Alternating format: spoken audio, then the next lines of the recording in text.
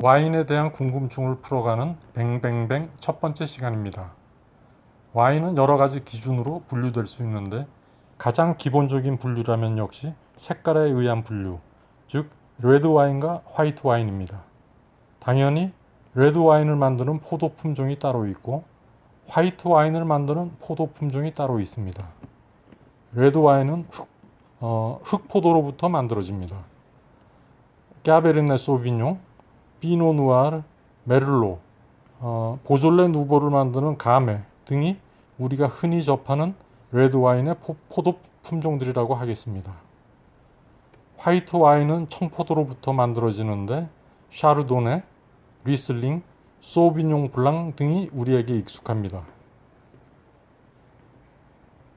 그런데 여기에서 우리가 꼭 알아야 할 게 있습니다.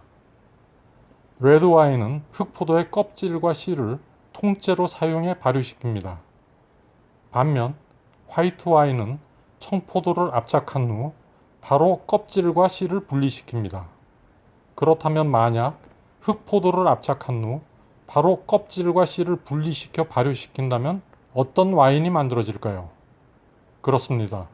놀랍게도 화이트 와인이 만들어집니다. 실제로 프랑스의 부르고뉴 지역에서는 이런 방식으로 피노 누아르로 아주 훌륭한 화이트 와인을 생산하고 있습니다. 뿐만 아니라 지금 유통되고 있는 샴페인의 3분의 2는 흑포도로부터 만들어진 것입니다. 그러니까 화이트 와인이라고 모두 청포도로부터 만들어지는 것은 아니라는 말이죠. 와인 퀴즈에도 자주 등장하는데 결론은 이렇습니다.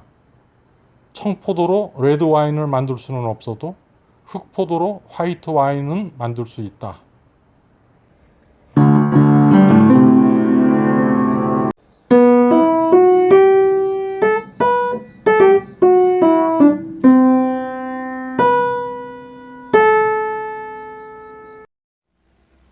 와인에 대한 궁금증을 풀어가는 뱅뱅뱅 두 번째 시간입니다. 여러분 주변에는 혹시 난 샤르도네는 별로고 샤블리가 좋아 라고 말하는 사람이 있는지요? 샤르도네는 화이트 와인을 만드는 가장 대표적인 청포도 품종입니다. 전 세계적으로 널리 재배되고 있는 품종이죠. 그런데 이 샤르도네의 원산지가 프랑스 샤블리 일대라는 설이 있습니다. 그만큼 샤블리 지역에서는 샤르도네 재배가 오랫동안 이어져 왔고 당연히 이 샤르도네 품종을 사용한 화이트 와인을 생산해 왔습니다. 그래서 일반적으로 샤블리 하면 프랑스의 샤블리 지역에서 재배한 샤르도네 포도로 만든 화이트 와인을 지칭합니다. 프랑스의 지방 행정단위는 레지옹, 데파르트망, 꼬뮌 이렇게 셋으로 구분되는데 특히 프랑스 와인들이 지명으로 많이 지칭되기 때문에 알아두는 것이 필요합니다.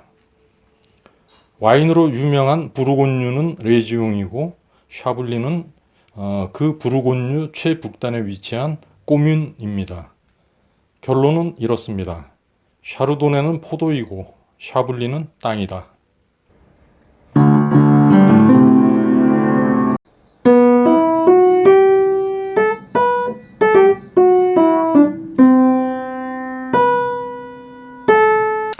와인에 대한 궁금증을 풀어가는 뱅뱅뱅 세 번째 시간입니다.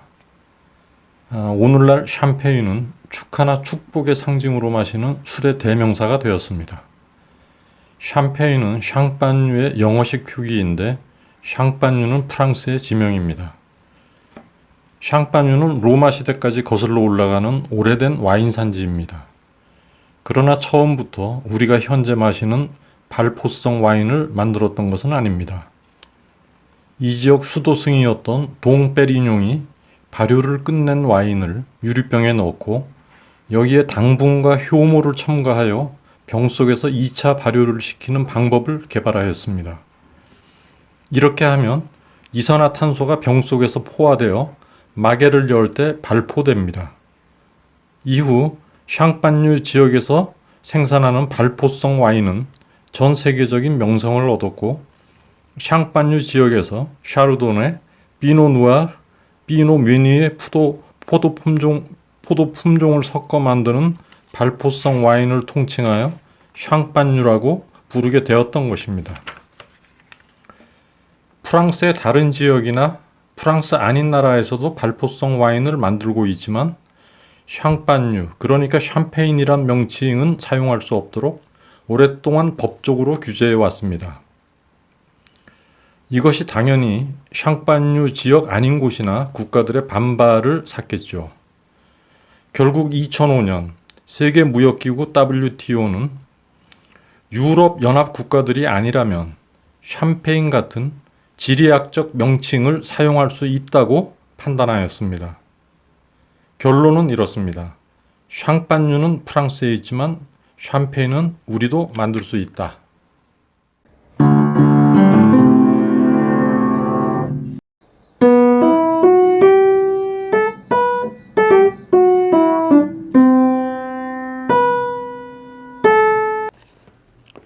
와인에 대한 궁금증을 풀어가는 뱅뱅뱅 네 번째 시간입니다. 보르도 와인과 부르고뉴 와인은 프랑스 와인의 양대 산맥이라고 할 수 있습니다.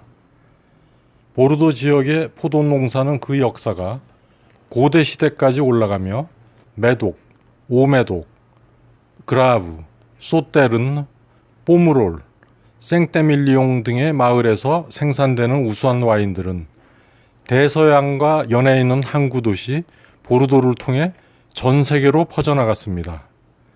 오늘날 레드 와인에 한한다면 보르도는 전 세계 와인의 중심지라 하겠습니다.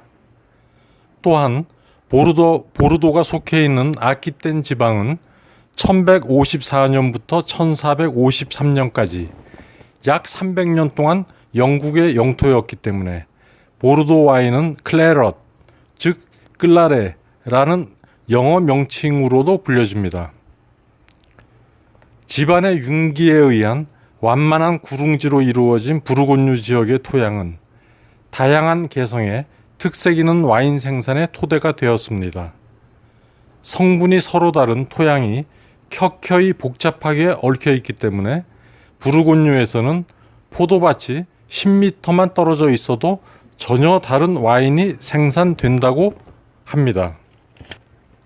꼬뜨드 누이, 꼬뜨드 본, 보졸레 누보로 유명한 보졸레, 그리고 화이트 와인으로 유명한 샤블리 등이 부르고뉴 지방의 주요 와인 생산지입니다. 보르도에서는 단일 품종으로 와인을 만들지 않고 몇 가지 품종을 섞어서, 즉 블렌딩해서 와인을 생산하는 것이 보통입니다. 레드 와인의 경우 까베르네 소비뇽, 메를로, 까베르네 프랑 등이, 그리고 화이트 와인의 경우 소비뇽 블랑, 세미용, 미스카델 등이 주요 품종입니다. 반면 부르고뉴에서는 단일 품종으로 와인을 만드는 것이 일반적입니다. 레드 와인은 피노 누아르, 가메, 화이트 와인은 샤르도네, 단일 품종을 사용합니다. 빛깔에서도 보르도 와인과 부르고뉴 와인은 차이가 있습니다. 보르도 와인은 진하고 강한 붉은색, 부르고뉴 와인은 맑은 진홍색을 띠고 있습니다. 가장 쉽게 보르도와 부르고뉴 와인을 구별할 수 있는 방법은 병 모양을 보는 것입니다. 보르도 와인은 어깨 부분이 각이 져 있고 부르고뉴 와인은 어깨 부분이 부드럽게 처져 있습니다. 결론은 이렇습니다. 보르도는 어깨가 올라갔고 부르고뉴는 어깨가 처졌다.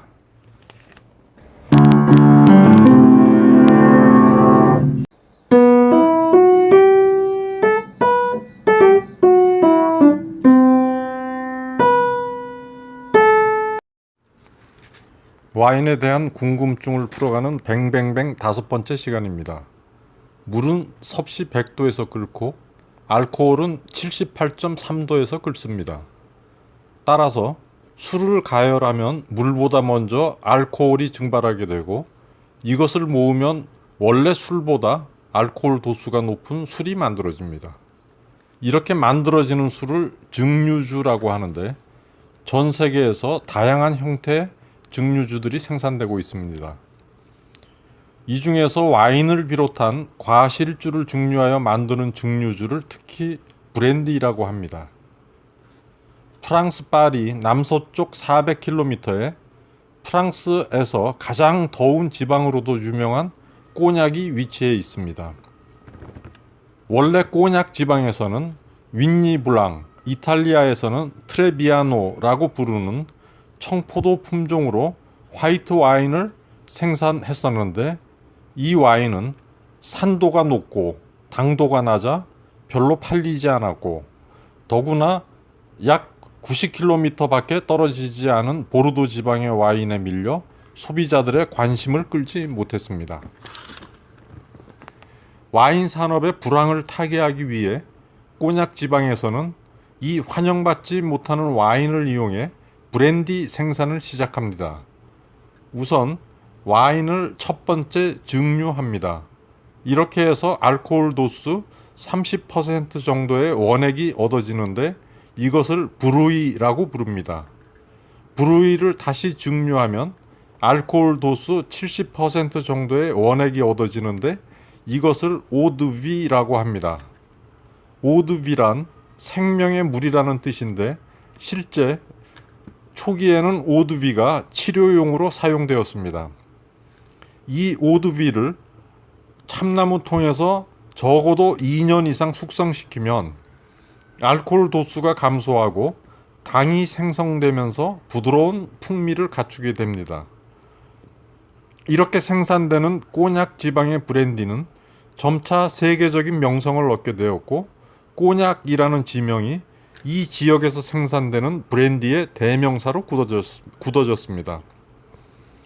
참고로 꼬냑은 참나무 통에서의 숙성 기간에 따라 VO, VSO, VSOP, XO, 나폴레옹 등의 표기를 하는데 이것은 어디까지나 꼬냑 생산 회사의 기준일 뿐 법적인 규제는 아닙니다. 결론은 이렇습니다. 최악의 와인도 최고의 브랜디는 될 수 있다.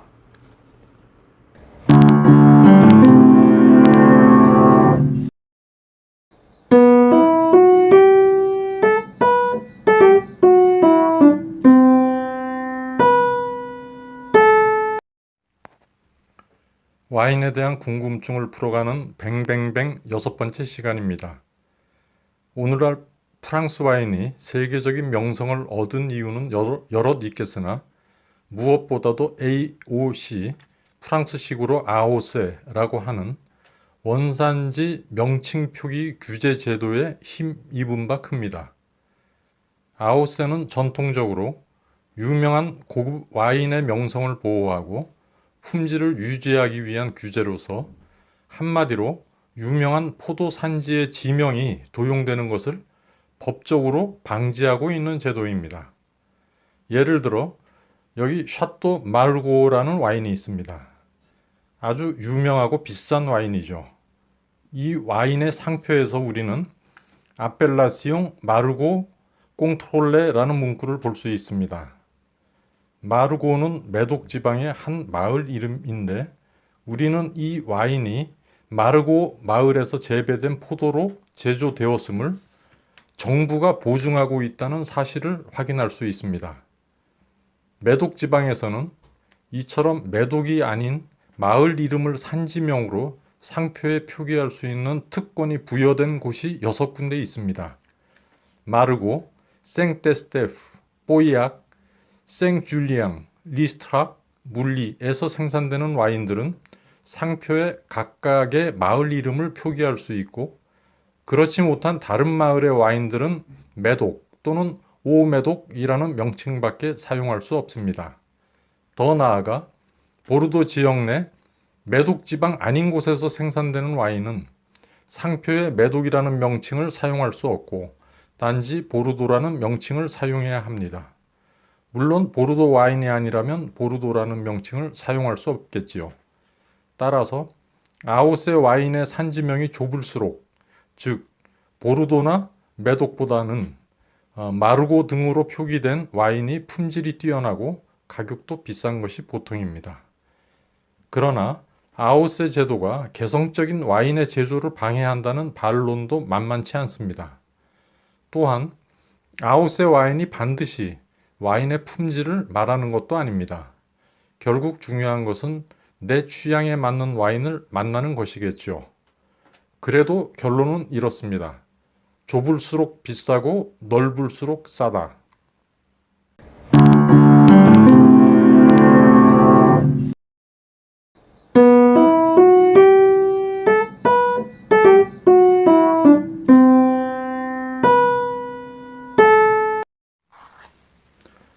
와인에 대한 궁금증을 풀어가는 뱅뱅뱅 7번째 시간입니다.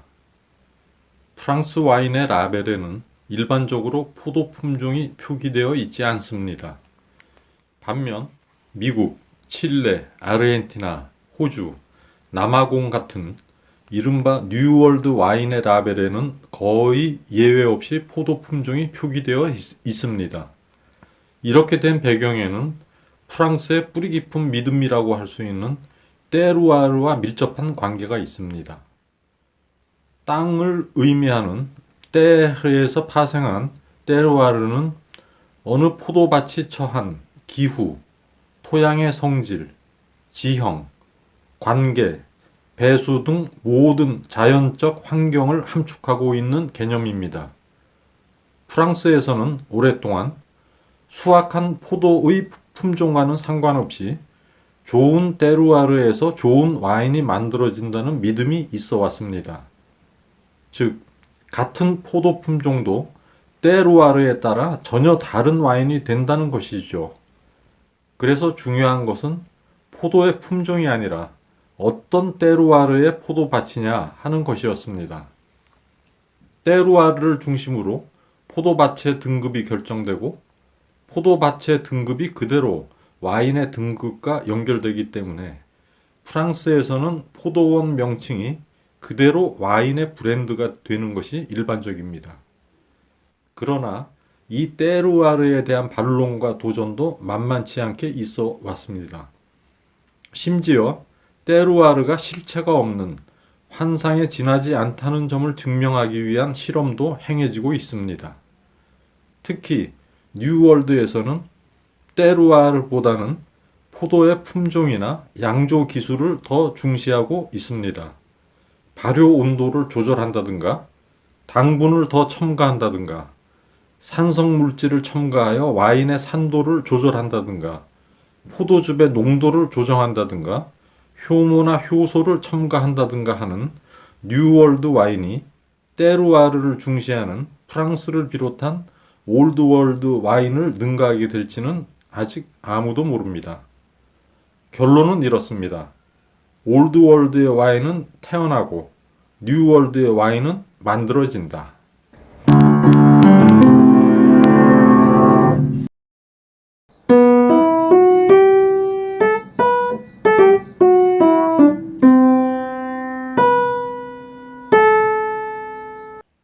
와인에 대한 궁금증을 풀어가는 뱅뱅뱅 8번째 시간입니다. 여기 샤또 라뚜르 까르네라는 와인이 있습니다. 우리는 우선 AOC 아오세 제도에 의해 이 와인이 보르도의 메독, 그 중에서도 오메독 산임을 합법적으로 말할 수 있는 와인임을 알 수 있습니다. 그리고 라벨에 그랑 크리 클라세 앙 밀루이트상 생깡트 생크라는 문구가 있는데 이것은 이 와인을 만드는 포도원이 1855년에 그랑 크리로 선정되었다는 의미입니다. 크리는 자라다, 성장하다라는 동사 크로아트르에서 파생된 단어로서 특정한 포도원을 뜻합니다. 그러니까 그랑 크리란 뛰어난 포도원, 아주 우수한 포도원 정도로 이해하면 되겠습니다. 1855년 파리에서 만국 박람회가 열렸는데 당시 프랑스의 통치자 나폴레옹 3세는 이 기회에 프랑스 와인, 그 중에서도 보르도 와인의 우수성을 전 세계에 알리고자 했습니다. 그는 만국 박람회에 출품할 보르도 와인 선별 작업을 지시했고, 이에 보르도 상공회의소가 주축이 되어 와인의 명성과 거래 가격 등을 기준으로 보르도 와인의 등급을 정했습니다. 이렇게 해서 레드 와인은 61개 크리가, 화이트 와인은 27개 크리가 선정되었고, 레드 와인 61개 크리를 다시 5등급, 화이트 와인 27개 크리를 다시 3등급으로 세분하였습니다. 세분된 등급과는 상관없이 이때 선정된 모든 크리, 즉 포도원을 그랑크리로 지칭하였습니다. 우리가 지금 보고 있는 샤또 라뚜르 까르네는 61개 레드와인 그랑크리 중 4등급으로 선정되었습니다. 1855년의 이 보르도 등급은 보르도 지방 중에서도 메독 지역에 너무 치우쳤고 너무 오래된 리스트라는 점 등으로 신뢰를 많이 잃은 것이 사실입니다. 보르도 아닌 프랑스 지역에서는 그랑크리가 좀 다른 의미로 사용되고 있으며 이른바 뉴월드에서는 그랑크리가 단순히 광고성 문구로 사용됩니다. 결론은 이렇습니다. 그랑크리에 의미가 없진 않지만 큰 의미가 있는 것도 아니다.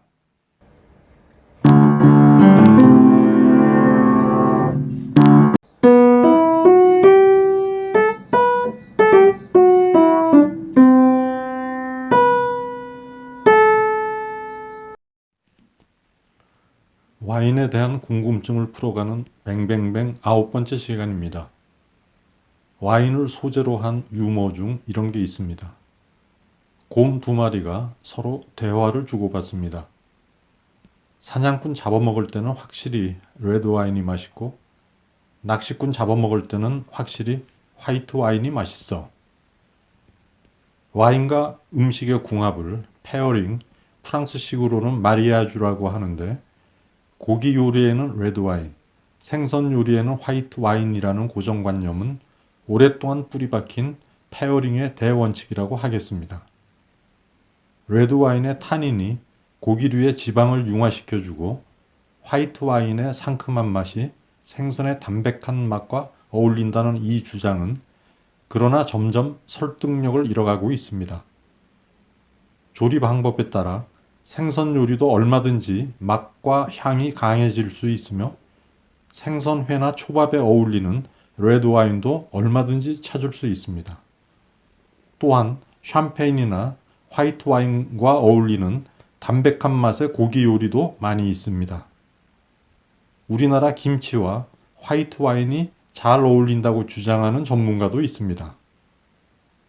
부부가 서로 비슷한 점이 많아 잘 사는 경우도 있고 부부가 서로 다른 점이 많아 오히려 잘 사는 경우도 있는 것처럼 와인과 음식의 궁합에 절대적인 원칙이 있을 수 없습니다.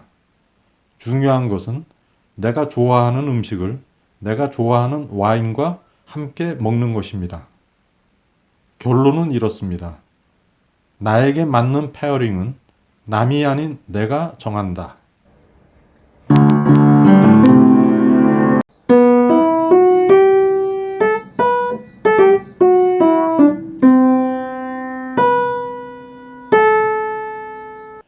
와인에 대한 궁금증을 풀어가는 뱅뱅뱅 10번째 시간입니다. 무겁다, 가볍다 식으로 어떤 맛을 무게로 표현하기도 합니다. 와인에서도 마찬가지인데 와인의 무게감을 나타내는 어휘가 바로 바디입니다. 와인을 한 모금 머금었을 때 입안에서 느껴지는 와인의 무게감, 질감, 점성, 농후함 등을 통틀어 바디라고 합니다. 바디를 결정하는 것은 알코올 도수, 함유된 타닌과 당분 함량 등인데 일반적으로 맛이 진한 장기 숙성 타입의 와인을 풀바디, 가벼운 타입의 와인을 라이트 바디, 그리고 그 중간을 미디엄 바디로 분류하고 있습니다. 그러나 이 바디 역시 어떤 정해진 객관적 기준이 존재하는 것은 아니고 다분히 주관적인 평가의 하나라고 하겠습니다. 또 똑같은 와인이라 할지라도 마실 때의 환경과 그때의 컨디션에 따라 바디감이 달라지기도 합니다. 그럼에도 바디를 결정짓는 객관적 요소를 하나 꼽는다면 바로 포도의 품종입니다. 뜨거운 햇빛을 오래 받는 지역에서 재배되는 껍질이 두꺼운 포도 품종이 타닌 성분과 점성이 높은 풀바디 와인으로 양조되는 것이 일반적입니다. 우리에게 친숙한 포도 품종 중에서는 뿌띠시라, 시라, 말백 등이 그런 포도라 하겠습니다. 의외로 프랑스 와인에서 풀바디 와인을 찾아보기가 어려운데 프랑스 와인의 대표 품종인 까베르네 소비뇽과 메를로가 풀바디 와인으로 양조되기 어려운 품종인 것이 하나의 이유가 될 수 있습니다. 따라서 꼭 풀바디 와인을 고르겠다면 프랑스가 아닌 남부 유럽, 캘리포니아, 호주, 아르헨티나 와인을 살펴보는 것이 훨씬 빠르고도 쉬운 방법입니다. 결론은 이렇습니다. 와인의 무게는 개인의 취향일 뿐 와인의 품질을 말하지 않는다.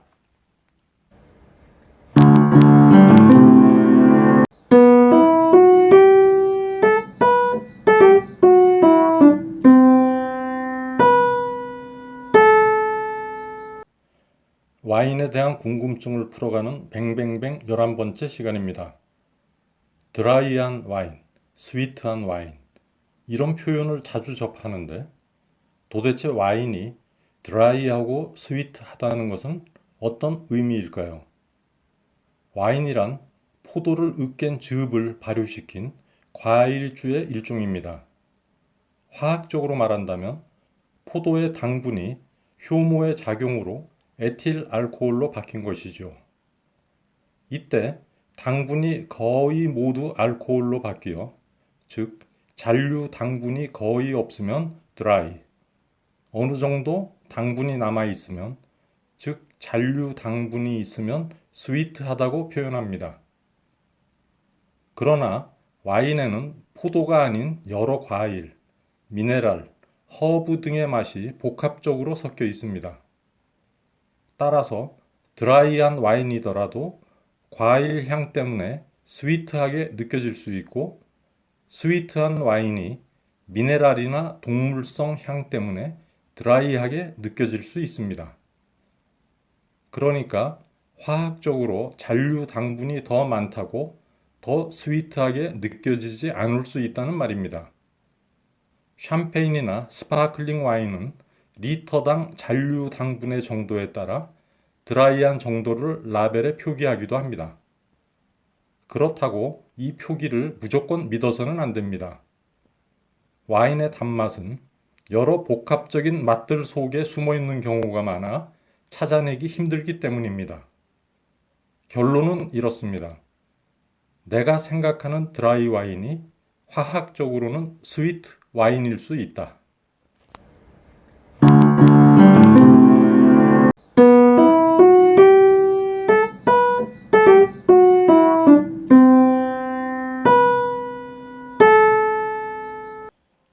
와인에 대한 궁금증을 풀어가는 뱅뱅뱅 12번째 시간입니다. 와인을 잔에 따른 후 그 잔을 한 방향으로 빙빙 돌려주는 행동을 스월링이라고 하는데 어떤 때는 눈에 거슬리기도 합니다. 그런데도 왜 스월링을 할까요? 와인 한 병에는 포도 그 자체가 가지고 있는 향인 1차 아로마, 양조 과정에서 생기는 향인 2차 아로마, 병숙성 과정에서 발생하는 향인 3차 아로마가 복잡하게 숨어 있습니다.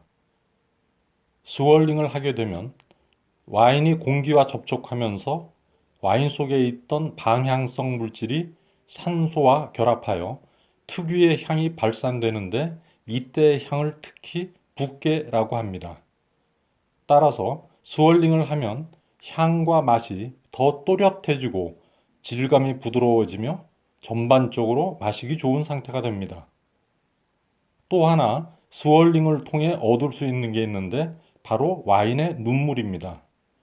스월링을 한 후 와인잔을 내려놓으면 와인잔 안쪽 표면에 와인이 점액처럼 서서히 맺히다가 흘러내리는 현상을 볼 수 있는데 이 내벽을 흘러내리는 방울의 흔적을 와인의 눈물이라고 합니다. 이탈리아의 물리학자 마랑고니는 두 유체 간의 표면 장력의 차이로 이 현상을 아주 과학적으로 규명한 바 있지만 결론만 말한다면 흘러내리는 눈물의 속도가 늦으면 늦을수록 점도가 높고 장기 숙성을 견뎌낸 알코올 도수가 높은 좋은 와인이라고 할 수 있습니다. 따라서 와인잔 돌리는 것을 결코 주저할 필요가 없습니다. 결론은 이렇습니다. 스월링을 하는 것은 허세가 아닌 맛을 위한 것이다.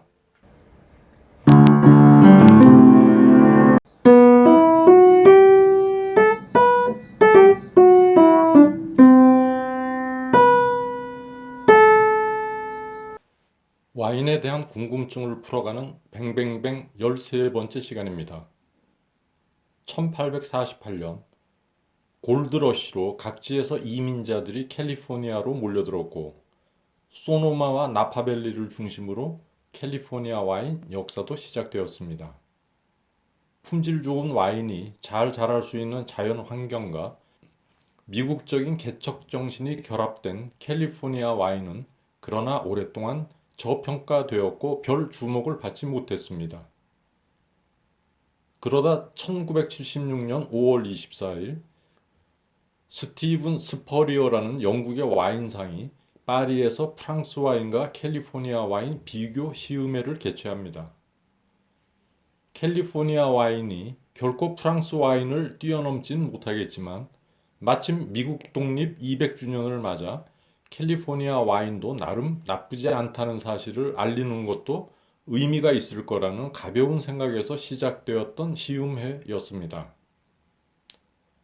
화이트 와인, 레드 와인 두 분야로 나누어 와인 전문가로 구성된 심사위원 11명이 철저히 블라인드 테이스팅을 하여 순위를 결정하는 방식이었습니다.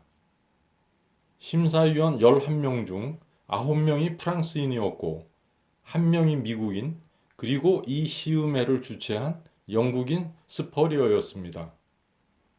그런데 그 누구도 예상하지 못한 결과가 심사위원들 자신뿐만 아니라 프랑스 와인 업계를 충격에 빠뜨리고 말았습니다.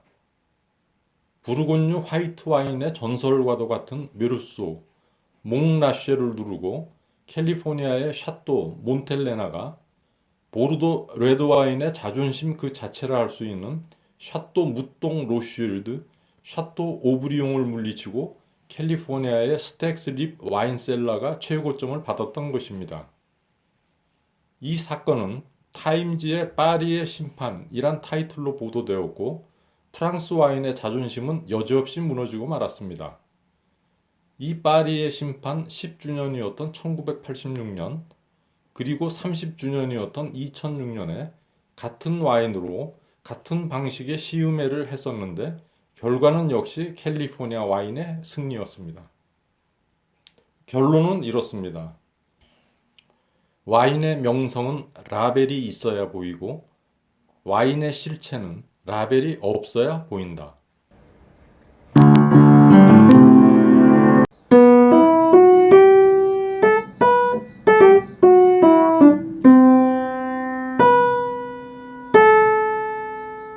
와인에 대한 궁금증을 풀어가는 뱅뱅뱅 14번째 시간입니다. 와인의 라벨을 흔히 에티켓이라고도 합니다. 에티켓 하면 우선 예의 범절이 떠오르기 때문에 와인의 라벨을 에티켓으로 부르는 무슨 깊은 뜻이 있는가 하는 궁금증도 생기겠지만 에티켓은 라벨을 뜻하는 프랑스어 단어일 뿐입니다. 에티켓이건 라벨이건 와인의 상표에는 생각보다 많은 정보가 들어있어 라벨을 평소 면밀히 들여다보는 것도 와인과 친해지는 좋은 방법이라 하겠습니다.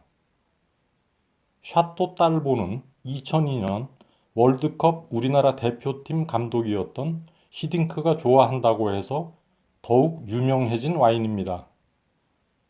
위에 있는 그랑크리 글라세라는 문구는 이 와인이 8번째 시간에서 설명한 1855년 보르도 등급에서 그랑크리로 선정되었음을 말하고 있습니다.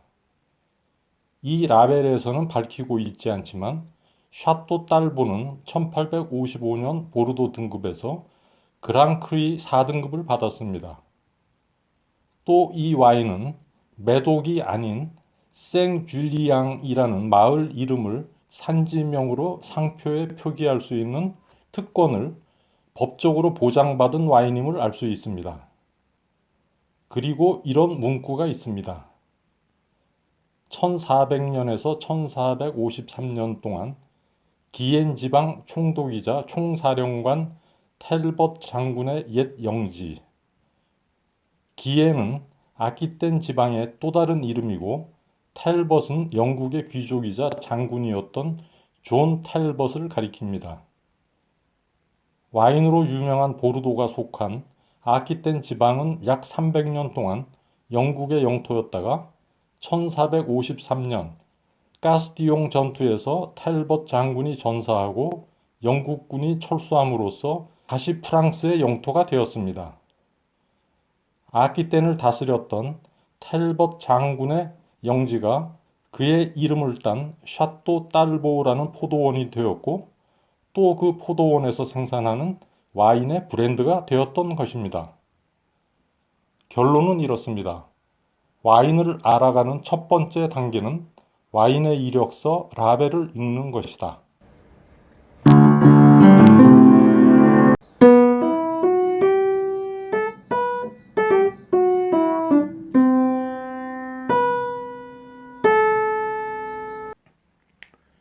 와인에 대한 궁금증을 풀어가는 뱅뱅뱅 15번째 시간입니다. 와인을 만드는 포도 품종을 세빠주라고 하는데 자주 사용되는 단어이므로 알아둘 필요가 있습니다. 우리가 자주 접하는 레드와인 세빠주로는 까베르네 소비뇽, 메를로, 피노누아, 그리고 시라 등이 있습니다. 이 중에서 특히 시라는 강렬한 향과 스파이시한 맛, 그리고 탄닌 맛을 선호하는 사람들로부터 많은 인기를 얻고 있습니다. 나아가 시라는 후추 열매에 들어있는 로툰돈 성분을 함유하고 있어 후추의 풍미까지 느낄 수 있게 합니다. 프랑스 내에서는 거의 유일하게 리옹 남쪽 론 지방 북부 에르미따주에서 시라 단일 품종을 사용한 와인을 만들고 있습니다. 에르미따주는 은둔자가 사는 곳이라는 의미인데 십자군 전쟁에 나갔다가 돌아온 스트랭베르라는 기사가 이곳 언덕 위 예배당에 응거하면서 포도 농사를 지었다는 데서 유래한 명칭입니다. 이 에르미따주 와인은 부드러운 맛과 강한 맛이 잘 조화된 우수한 와인으로 오랫동안 명성을 유지하고 있지만 다만 가격이 좀 비싸 쉽게 접근하기가 어렵습니다. 예를 들어 에르미따주 와인인 이 장루이 샤브의 평균 가격은 40만 원이 넘습니다. 시라는 신세계로 전파되면서 쉬라즈로도 표기되는데 특히 호주에서 시라는 제2의 정체성을 얻었다고 하겠습니다.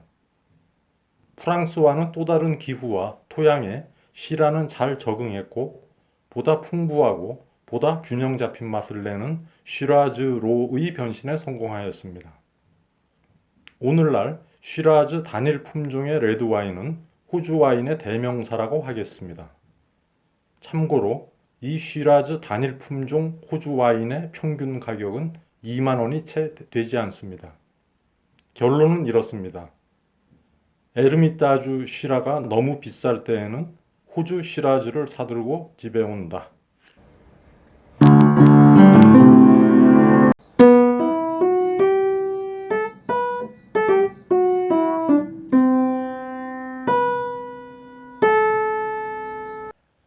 와인에 대한 궁금증을 풀어가는 뱅뱅뱅 16번째 시간입니다. 와인은 오크통에서 숙성되면서 보다 풍부한 맛과 향을 얻습니다. 흔히 바닐라, 코코넛, 견과류, 구운 빵 향으로 표현되는 와인의 아로마는 오크통에서 생기는 향들입니다. 오크통을 여러 번 반복해서 사용하면 그 향이 당연히 떨어지기 때문에 일부 제조업자들은 비용을 아끼기 위해 오크 조각과 톱밥을 일부러 첨가하기도 합니다. 그러나 너무 강한 오크 향과 맛을 싫어하는 소비자들도 있고, 오크보다는 와인 자체가 갖는 맛과 향에 중점을 두는 제조업자들도 있어서 스테인리스통 숙성도 늘고 있습니다. 특히 두 번째 시간에 다룬 샤블리 와인은 전통적으로 스테인리스통 숙성을 하고 있습니다. 샤블리 지역은 기후가 서늘하고 토양이 석회질이어서 산도가 강하고 과일향이 적은 흔히 무감미하다고 표현되는 와인을 생산하고 있습니다. 심지어 부싯돌 맛이라는 이해하기 힘든 맛으로 대표되는 샤블리 와인은 이 미네랄 맛 특성을 살리기 위해 오래전부터 스테인리스통 숙성을 고집해 왔습니다. 이 밖에도 스테인리스통 숙성을 고집하는 화이트 와인과 샴페인은 많이 있으며 보졸레 누보도 스테인리스통 숙성을 하고 있습니다. 신세계 와인 라벨을 보면 오크통 숙성을 했는지 스테인리스통 숙성을 했는지를 표시하기도 합니다. 오크통 숙성은 오크 에이징, 스테인리스통 숙성은 언우디드, 언오크드 등의 표현을 쓰고 있습니다. 캘리포니아의 샤르도네 화이트 와인은 오랫동안 같은 샤르도네 화이트 와인인 샤블리에 비해 오크 향이 너무 강하다고, 즉 너무 오키하다고 해서 싸구려 취급을 당했었는데, 그래서인지 요즘에는 오크통에 숙성 안 했음을 강조하는 캘리포니아 샤르도네가 많이 눈에 띕니다. 결론은 이렇습니다. 오크통 숙성이건 스테인리스통 숙성이건 내 입맛에 맞는 와인이 정답이다.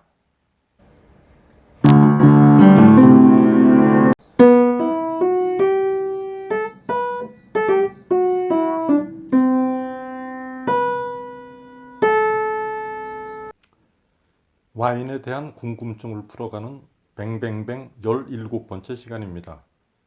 2010년 남아공 월드컵을 계기로 남아공 와인에 대한 관심도 높아졌습니다. 공식 와이너리로 지정된 니더버그에서는 2010 남아공 월드컵 공식 와인 세트를 출시하였고 세계적으로 높은 평가를 받기도 했습니다. 그리고 남아공 고유 포도 품종인 비노따주에 대한 관심도 높아졌습니다. 프랑스 남부 랑그도 루시옹 지역을 중심으로 재배되는 생소라는 포도 품종이 있습니다. 생산성이 좋고 더위에 강한 품종이라 아프리카 옛 프랑스 식민지와 남아공 지역에서도 많이 재배됩니다. 1925년 남아공에서는 이 생소와 피노 누아르를 교접하여 비노따지라는 새로운 품종 개발에 성공하였습니다. 당시 남아공에서는 생소를 허미타지라고 불렀고 피노 누아르와 허미타지를 결합해 비노따지로 명명했던 것입니다. 참고로 15번째 시간에 소개한 론 지방의 에르미따주와 이 허미타지는 아무 관계가 없습니다. 이 비노따지 레드와인은 이제 남아공의 상징과도 같은 와인으로 각광받고 있습니다. 강한 탄닌 맛에 탄탄한 질감, 높은 알코올 도수, 짙은 바나나나 자두향 등을 비노따지 와인의 장점으로 흔히 열거합니다. 또 다른 나라 와인에 비해 아직까지 저렴한 가격도 빼놓을 수 없는 경쟁력이라 하겠습니다. 그러나 너무 스파이시하고 동물적인 맛이고 아세톤 냄새가 너무 난다고 비노따지 와인을 싫어하는 사람들도 많이 있습니다. 생각하면 재미있는 게 비노따지 와인의 장점이라고 열거하는 사실들을 다른 말로 하면 비노따지 와인의 단점이 되니 말입니다. 결론은 이렇습니다. 누군가에게 장점은 누군가에게 단점이다.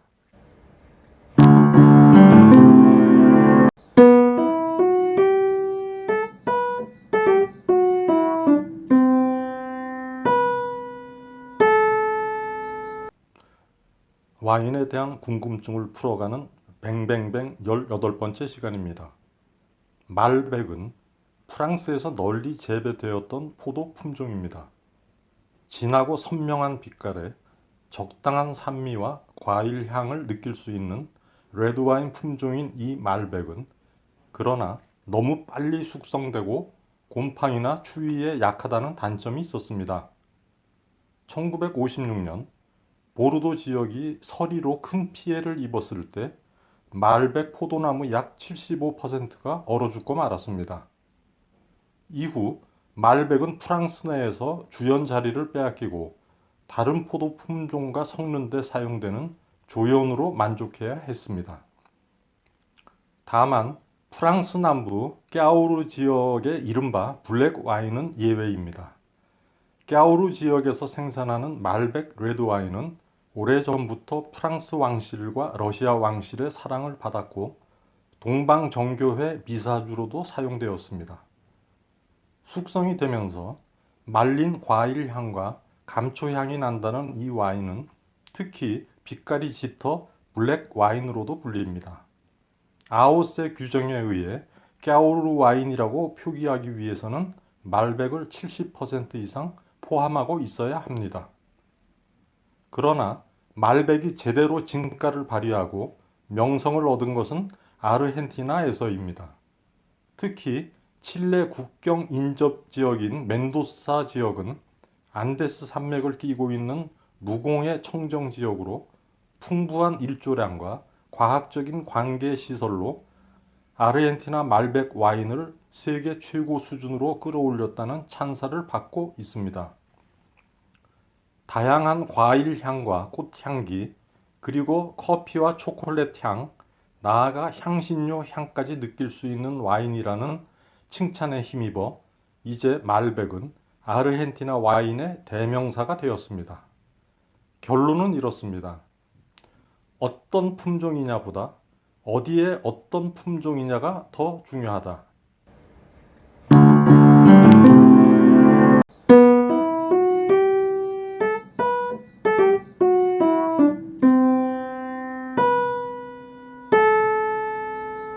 와인에 대한 궁금증을 풀어가는 뱅뱅뱅 19번째 시간입니다.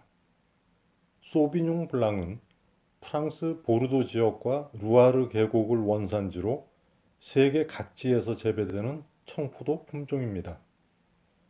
프랑스 중부 뿌이 수이 루아르 지역에서는 이 소비뇽 블랑 단일 품종으로 단맛이 과하지 않고 향이 좋은 뿌이 퓨메라는 우수한 아오세 와인을 생산해 오고 있습니다.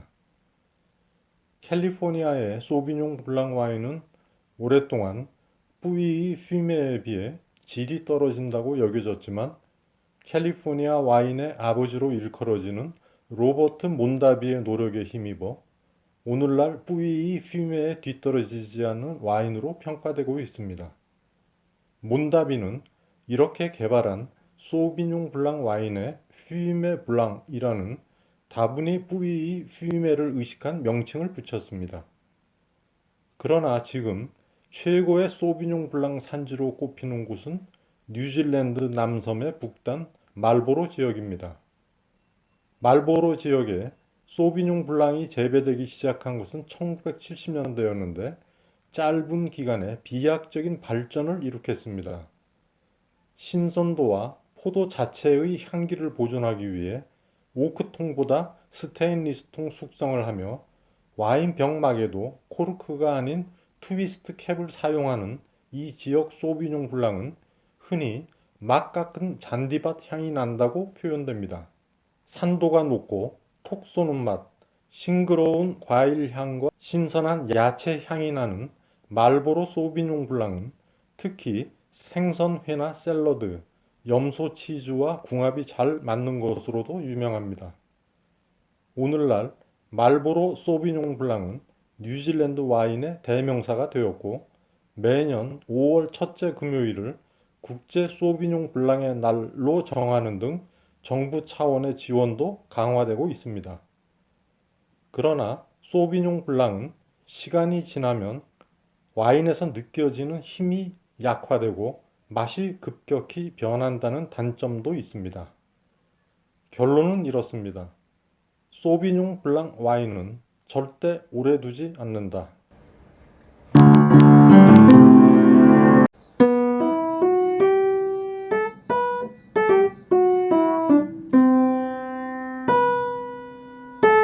와인에 대한 궁금증을 풀어가는 뱅뱅뱅 20번째 시간입니다.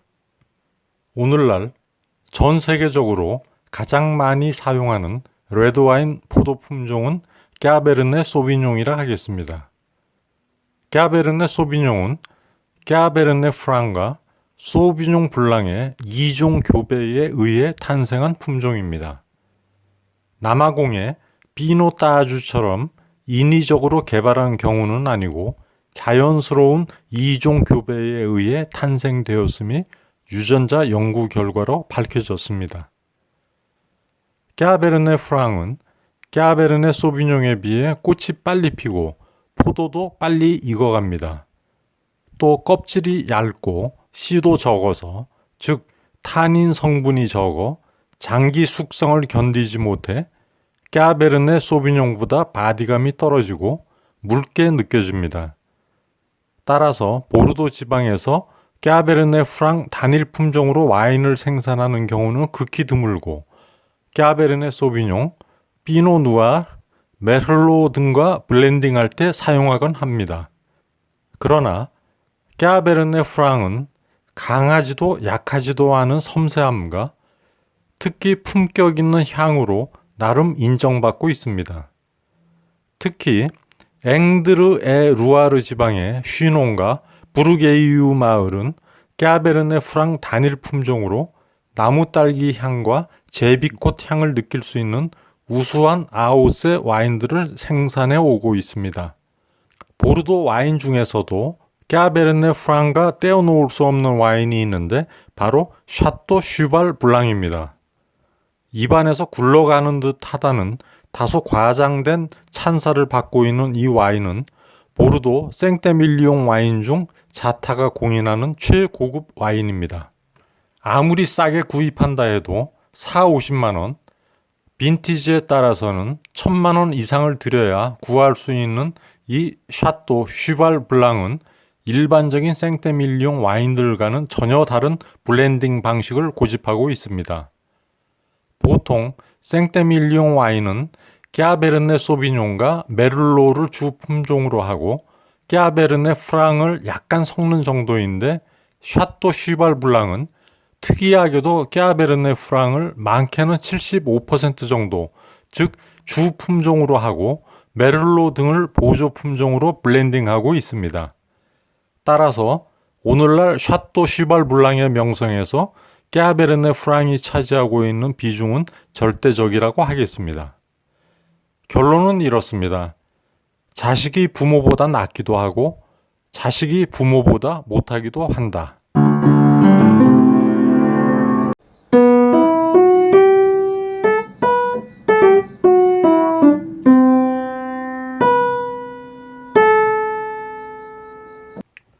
와인에 대한 궁금증을 풀어가는 뱅뱅뱅 21번째 시간입니다. 세계에서 가장 비싼 와인은 어떤 것일까요? 프랑스 부르고뉴 특급 포도밭에서 생산되는 로마네 꽁띠가 그런 와인 중 하나라고 하겠습니다. 빈티지에 따라 5천만 원이 넘기도 하는 이 와인은 피노 누아르로 만듭니다. 피노 누아르는 전 세계적으로 재배하기가 가장 까다로운 품종으로 정평이 나 있습니다. 꽃이 빨리 피고 열매가 빨리 맺는 피노 누아르는 더운 지역에서는 살아갈 수 없고 건조하지도 습하지도 않으면서 비교적 선선한 기후를 좋아합니다. 그래서 피노 누아르 주요 산지는 부르고뉴처럼 대륙성 기후가 나타나는 지역이나 고산지대입니다. 까다로운 품종이지만 성공적으로 와인이 되었을 때에는 루비 빛깔의 맑고 깨끗한 광택을 내며 신선한 과일 향과 함께 부드러우면서도 탄탄한 느낌을 줍니다. 그래서 흔히 좋은 피노 누아르 와인을 비당 같다고 평가합니다. 다른 포도 품종으로 만든 와인을 피노 누아르 와인이라고 속여 2006년부터 2008년까지 미국에 수출한 프랑스 와인업자들이 프랑스 법정에서 무더기로 유죄 판결을 받은 사건이 있었습니다. 그만큼 미국에서는 피노 누아르 인기가 높은데 2004년 개봉한 와인을 소재로 한 할리우드 영화 사이드웨이 덕분이기도 합니다. 미국 내 피노 누아르의 대표적인 산지는 오리건주 윌라메트 밸리입니다. 데이빗 렛이라는 사람이 이곳에 부르곤유산 피노 누아르 포도나무 3,000그루를 심으면서 시작된 오리곤주 피노 누아르 와인은 오리건주 전체 와인 산업의 50%를 차지하고 있습니다. 오리건주는 미국 포도 재배 지역 중 가장 선선한 지역이고 북태평양 바닷바람과 대륙성 기후 덕분에 수확 시기를 늦출 수 있어 산도와 타닌, 알코올 도수 등에서 높은 평가를 받고 있습니다. 결론은 이렇습니다. 가짜가 있다는 것은 그만큼 진짜가 훌륭하다는 뜻이다.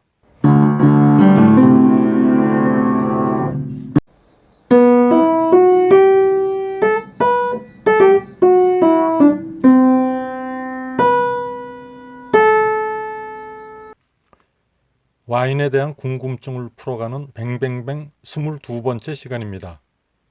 메를로는 전 세계적으로 널리 재배되는 포도 품종입니다. 메를로는 까베르네 소비뇽보다 껍질이 얇고 당분이 많으며 더 통통하고 수분이 많습니다. 그래서 보르도 지방에서는 주로 까베르네 소비뇽의 강한 타닌과 거친 질감을 완화하기 위한 보조 품종으로 사용해 왔습니다. 그러나 생떼밀리옹에 인접한 뽀무롤 마을에서는 이 메를로 단일 품종으로 너무나도 유명한 빼뚜리스를 생산하고 있습니다. 사실 이 와인은 1940년대까지만 해도 그렇게 유명한 와인은 아니었습니다. 1947년 영국의 엘리자베스 여왕 결혼식 때 이 와인이 만찬주로 사용되면서 세계적인 관심을 끌기 시작했습니다. 그러다 1960년대 뉴욕의 프랑스 레스토랑 르 파비옹에서 이 와인을 적극적으로 프로모션하였습니다.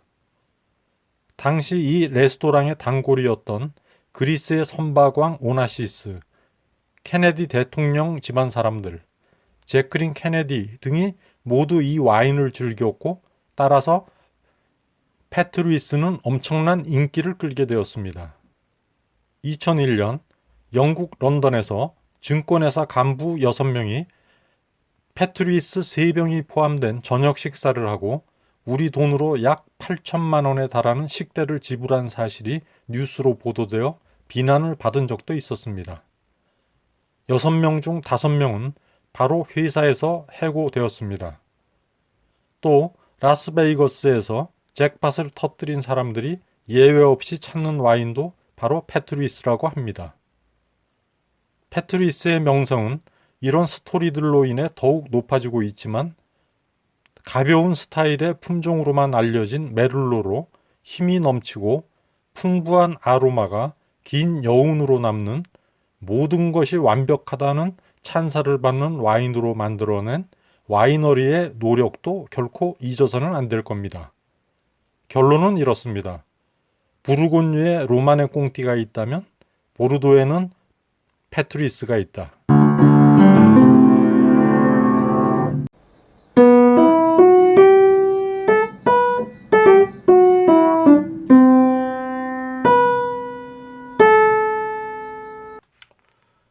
와인에 대한 궁금증을 풀어가는 뱅뱅뱅 23번째 시간입니다.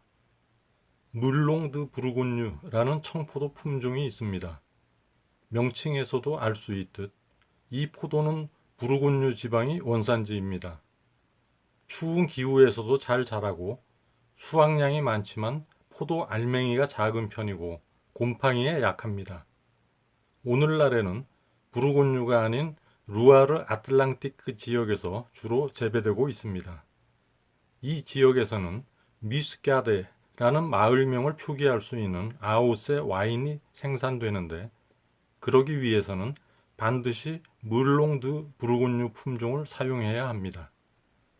미스카데 와인은 산도가 높고 감귤 향이 납니다. 그러나 향이 다양하지 않고 너무 가볍다는 평을 들어왔습니다. 그래서 이 지역에서는 이른바 찌꺼기 발효를 종종 합니다. 포도를 으깨어 통 안에 넣고 발효시키면 통 밑바닥에 찌꺼기가 쌓이는데 보통은 이 찌꺼기를 제거하고 과즙 부분만 걸러내어 숙성을 합니다. 그러나 찌꺼기 발효는 일부러 이 찌꺼기를 그대로 둔 채 몇 달 동안 더 발효시키는 방법을 말합니다. 찌꺼기 숙성을 거친 미스카데 와인은 사과와 레몬 같은 향이 더해지고 빵의 향기, 그리고 석회 토양의 미네랄 풍미가 더해집니다. 미스카데 와인은 근처 대서양에서 나는 해산물과 잘 어울리는 것으로 유명하며 특히 대서양의 싱싱한 생굴과 환상의 궁합을 자랑합니다. 미스카데와 종종 혼동되는 미스카델은 보르도 토착 청포도 품종입니다. 청포도이지만 보르도 지방에서는 화려한 향기를 더하기 위해 레드 와인을 만들 때 조금 섞기도 하는 품종입니다. 또 달콤한 디저트 와인을 만들 때에도 블렌딩되며 얼려서 아이스 와인을 만들 때도 사용됩니다. 결론은 이렇습니다. 뮤스카델은 땅이고 뮤스카델은 포도이다.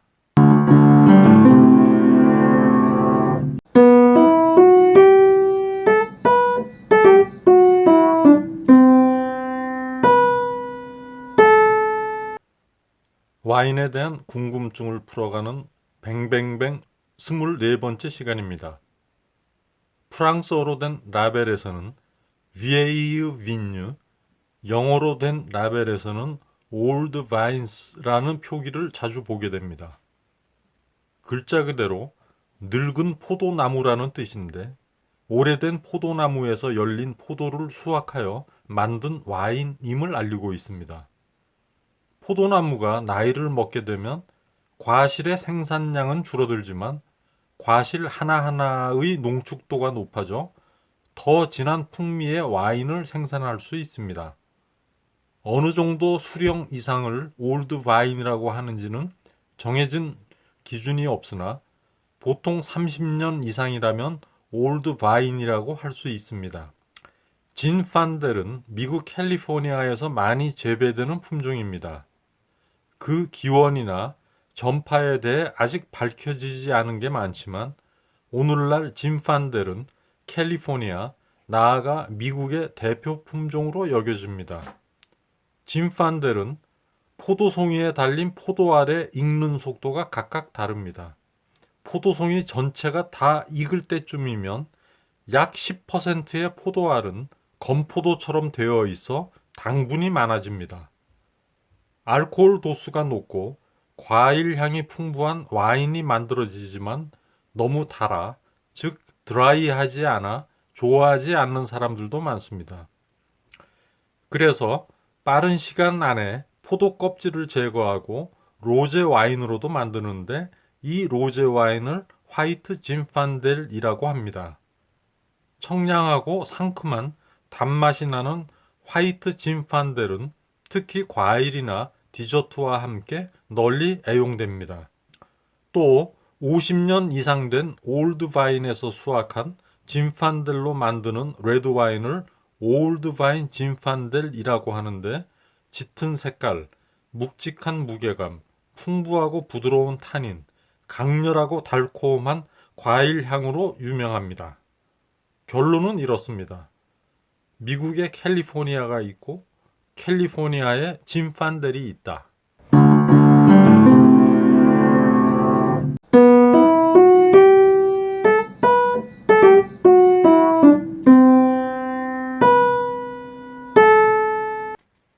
와인에 대한 궁금증을 풀어가는 뱅뱅뱅 25번째 시간입니다. 까베르네 프랑과 소비뇽 블랑 사이에서 태어난 까베르네 소비뇽은 우리가 가장 자주 만나는 레드와인 품종입니다. 특히 보르도 지방 그 중에서도 메독 지역의 대표적인 품종이라 하겠습니다. 푸른 빛을 띤 알이 작고 껍질이 두꺼운 흑포도인 까베르네 소비뇽은 색이 진하고 약간 떫은 맛의 와인이 됩니다. 까베르네 소비뇽의 껍질과 씨에는 특히 타닌 성분이 풍부하게 함유되어 있습니다. 타닌은 아주 떫은 맛을 내는 폴리페놀의 일종으로 해독, 살균, 지혈, 소염 기능이 있는 걸로 알려지고 있습니다. 따라서 까베르네 소비뇽의 강한 타닌 성분은 장기 숙성을 가능하게 해줌으로써 질 좋은 와인을 생산하게 해주고 떫고 텁텁하고 씁쓸한 맛이 다른 맛들과 섞여 보다 무게감이 있고 드라이한 구조감을 이루게 합니다. 보르도 지방에서는 전통적으로 까베르네 소비뇽 단일 품종으로 와인을 만들지 않고 다른 품종들을 적당히 블렌딩하여 소비자의 기호에 맞추어 왔습니다. 뉴월드 와인도 라벨에 까베르네 소비뇽 품종을 명시한 경우에도 100% 까베르네 소비뇽만 사용하는 것은 아니고 다른 품종들이 일정량 섞여 있는 것이 보통입니다. 1980년대부터 캘리포니아 나파밸리를 중심으로 아주 적은 양의 와인을 대량 생산이 아닌 수공업 스타일로 만들어 고가에 판매하는 와인들이 등장했는데 이런 와인을 컬트 와인이라고 합니다. 1983년 그레이스 패밀리 빈야드에서 생산한 100% 까베르네 소비뇽 와인을 보통 컬트 와인의 효시로 인정하고 있습니다. 이후 다른 지역에서도 컬트 와인을 만들기 시작했고 포도 품종도 다른 품종으로 확대되어 한때 세계적으로 컬트 와인 붐이 일기도 했습니다. 마시기 위해서가 아니라 수집하기 위해서 컬트 와인에 투자하는 사람들도 늘어났습니다. 그러나 컬트 와인 마니아들은 나파밸리에서 100% 까베르네 소비뇽만으로 만든 와인이 아닌 것은 진정한 컬트 와인이 아니라고 주장하고 있습니다. 결론은 이렇습니다. 화이트 와인에 샤르도네가 있다면 레드 와인에 까베르네 소비뇽이 있다.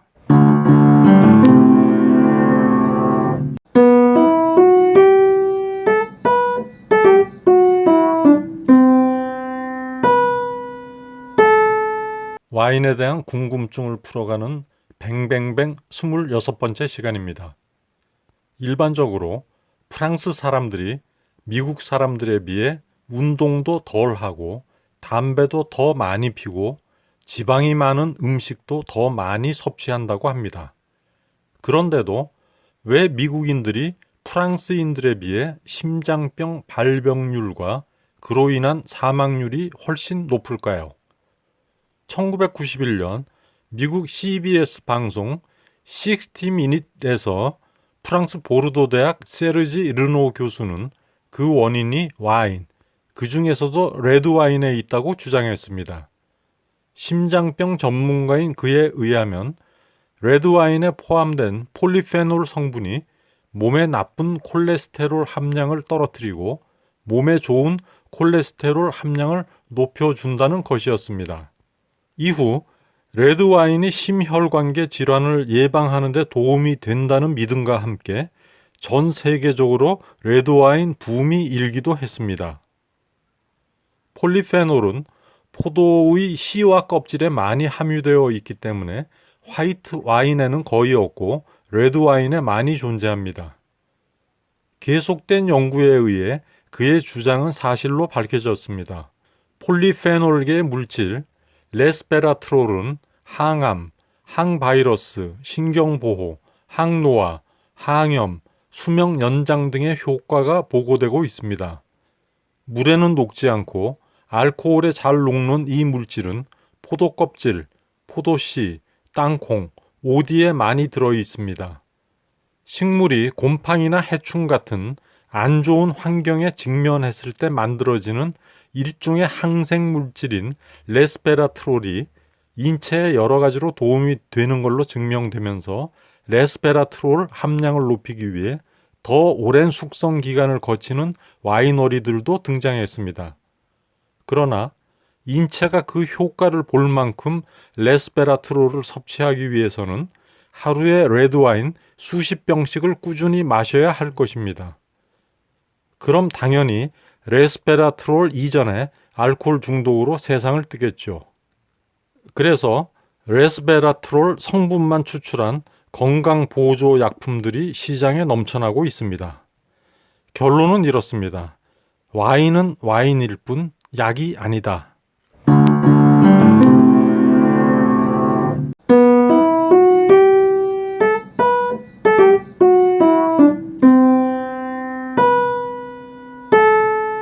와인에 대한 궁금증을 풀어가는 뱅뱅뱅 27번째 시간입니다.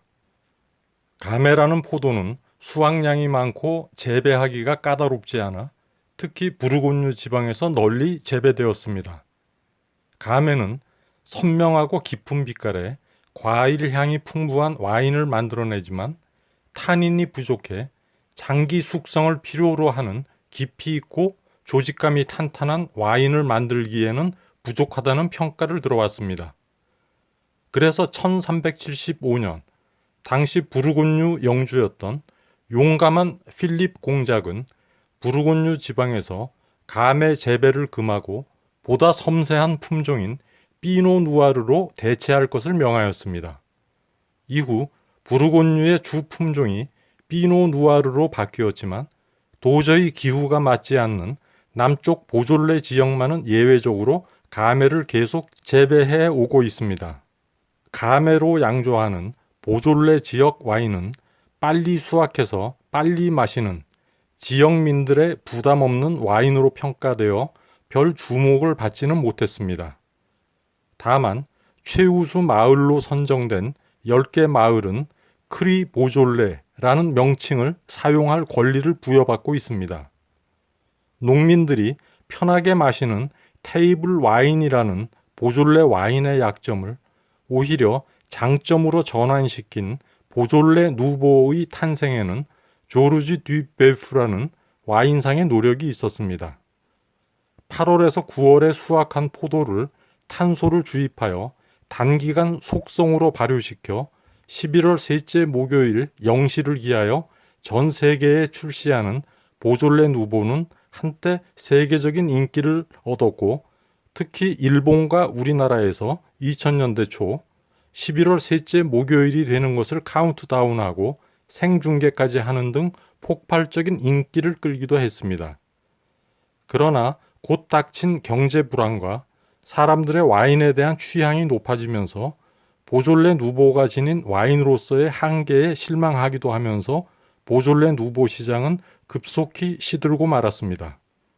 그러나 11월 셋째 목요일을 기다려 그 해에 재배한 포도로 막 담근 과일 향이 풍부한 싱싱한 보졸레 누보를 벌컥벌컥 마셔보는 것도 나름대로 운치가 있는 즐거움이라고 하겠습니다.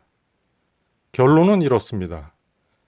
우리에게 막걸리가 있다면 프랑스의 보졸레 누보가 있다.